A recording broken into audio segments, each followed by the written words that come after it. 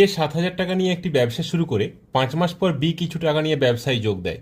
1 বছর পর 2:3 অনুপাতে লভ্যাংশ বন্টিত হলে বি কত টাকা নিয়ে যোগ দেয়? দেখো, এ যে 7,000 টাকা, এই 7,000 টাকা তার 12 মাস খেটেছে, তাহলে 7,000 গুণিত 12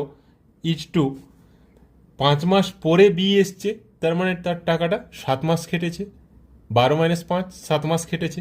সেই 7 মাস খেটেছে কত টাকা জানি না, তাহলে ওটাকে এক্স ধরে নিচ্ছি। এটা ইকুয়ালস টু 2:3। এটা কেন গুণ করলাম না, বিনিয়োগের অনুপাত গুণিত সময়ের অনুপাত ইকুয়ালস টু লভ্যাংশের অনুপাত। তাহলে এখান থেকে আমি কি পাবো? 7x into 2 that is 14x equals to 7,000 গুণিত 12 গুণিত 3 দ্যাট ইজ 7,000 গুণিত 12 গুণিত 3। 7 2 7 1,000, 2 6 6 3 18,000 টাকা হয়ে যাচ্ছে। এক্স ইকুয়ালস টু, তাহলে অপশান ডি